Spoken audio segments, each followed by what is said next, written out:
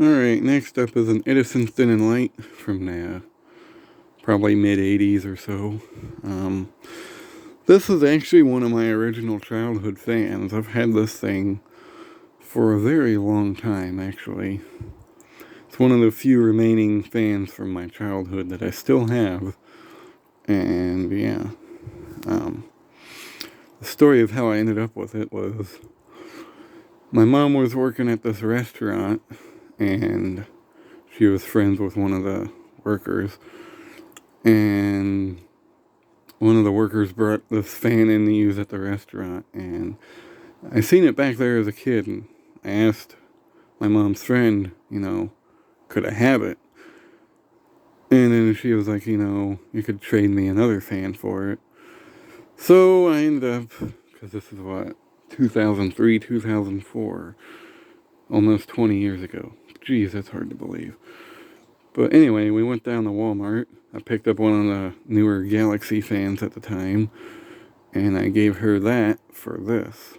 And this fan's remained in my possession ever since.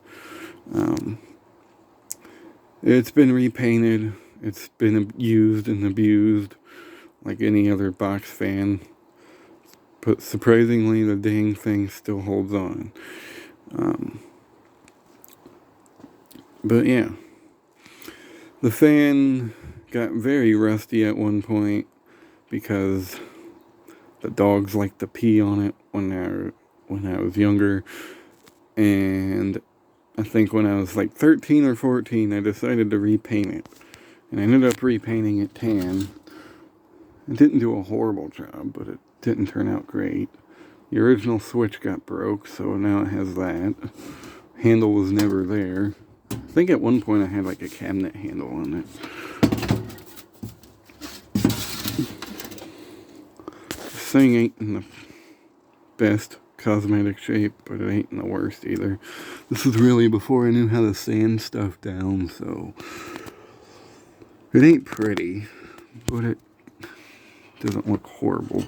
Like you got hairs like stuck to the grill because I painted over them. Because why did I do that? I don't know. It's got your typical Edison motor. This one needs fiber washers really bad. Big Girl Edison Company, thermally protected, 2.6 amps. So it's actually a pretty powerful little motor. I replaced the cord at some point with a really long extension cord for whatever reason.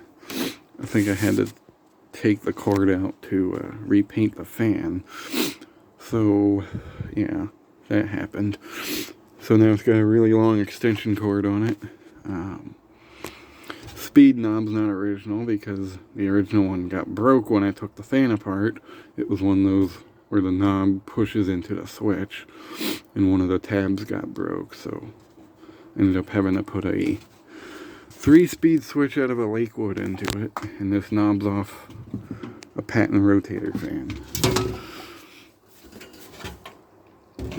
But yeah, this fan has been around the block a few times, but it still kicks.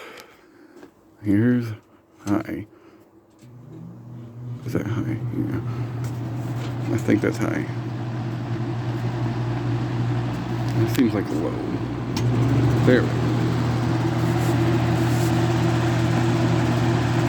Yeah, this thing runs pretty good.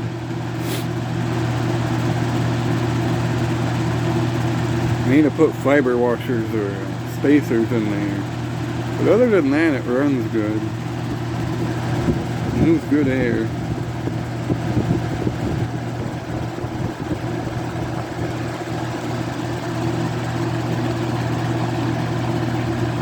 I don't know what Edison did that Holmes couldn't do, but the banana blades on these fans actually move air, and they're, for the most part, in balance. We'll go to low.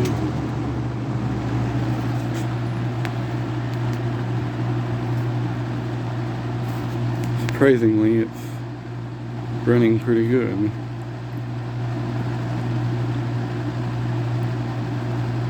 But yeah, this fan I've had for a very long time.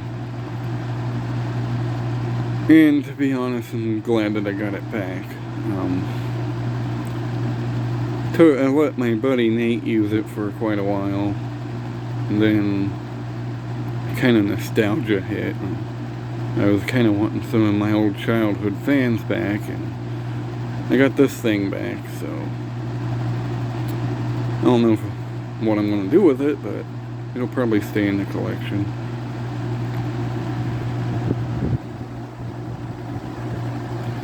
I like the low speed on it. And like most thinning lights, it has two off positions.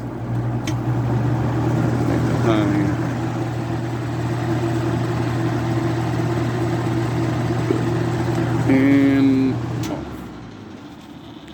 you can kind of hear it needs some work done, but it runs good.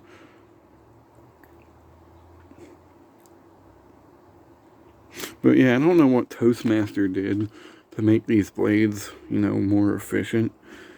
I don't know what the difference was, because Holmes used an almost identical design, and all of their fans have out-of-balance blades. But they move air, but this does not have out-of-balance blades.